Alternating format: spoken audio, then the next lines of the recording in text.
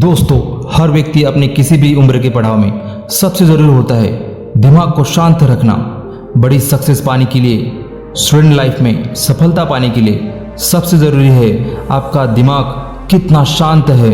आज की इस वीडियो में एक कहानी के माध्यम से आप मेरे साथ यानी गजानन निंगड़े के साथ जानेंगे कैसे भगवान बुद्ध ने बताया अपने मन को शांत रखा जाए। सुबह के समय अपने दिन के सारे काम निपटाने के बाद गौतम बुद्ध जी के सारे शिष्य एक जगह में इकट्ठे हो गए। गौतम बुद्ध जी ने संदेश देना शुरू कर दिया। उन्होंने कहा, आज मैं आपको ऐसे इंसान की कथा सुनाता हूँ जिसके पास सब कुछ था लेकिन फिर भी वो दुखी था।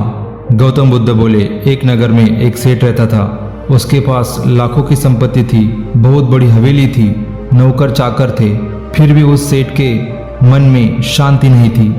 किसी ने उस सेठ को बताया कि उस नगर के बाहर एक साधु महात्मा रहते हैं।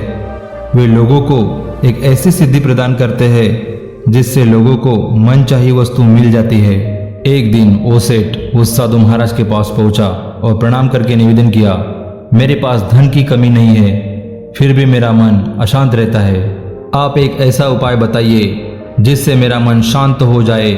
सेठ ने सोचा, साधु बाबा उसको कोई ताबीज देंगे या फिर कुछ ऐसा कर देंगे जिससे उसकी इच्छा पूरी हो जाए और उसका मन हमेशा के लिए शांत हो जाएगा।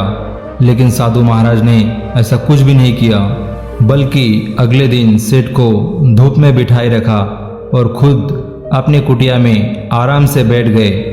गर्मी के दिन थे, सेठ का बुरा हाल हो गया। उसको बहुत गुस्सा आ रहा था, लेकिन उसने खुद को किसी तरह शांत रखा। दूसरे दिन साधु महाराज ने कहा, आज तुम्हें खाना नहीं मिलेगा। भूख के मारे दिन भर सेठ के पेट में चूहे कूदते रहे, लेकिन अन्न का एक भी दाना उसके पेट में नहीं गया।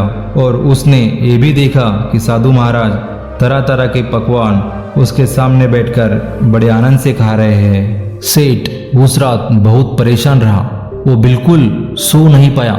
रात भर सोचता रहा कि साधु महाराज बड़े स्वार्थी निकले। तीसरे दिन सवेरा होते ही उसने अपना बिस्तर संभाला और चलने के लिए तैयार हो गया। तभी साधु बाबा उसके सामने आकर खड़े हो गए और उससे पूछा, सेठ क्या हुआ? सेठ बोला, मैं बड़ी आशा लेके आया था, लेकिन कुछ भी नहीं हुआ।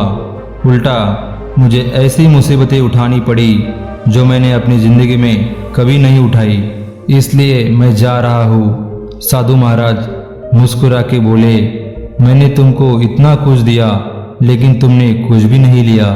सेठ ने आश्चर्य के भाव से साधु महाराज को देखा और बोला कि आपने मुझे कुछ भी नहीं दिया। फिर साधु महाराज ने बताया कि सेठ, पहले दिन मैंने तुम्हें धूप में बिठाया और मैं खुद छांव में बैठा था।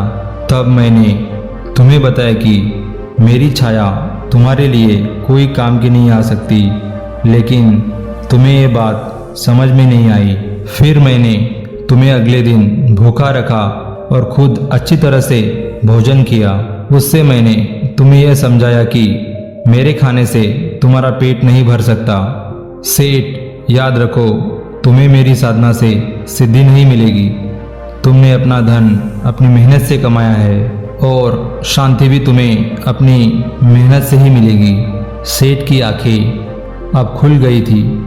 अब उसे अपनी मंजिल तक पहुंचने का रास्ता मिल गया था। साधु के प्रति अपना आभार प्रकट करके अब वो घर की ओर चल पड़ा।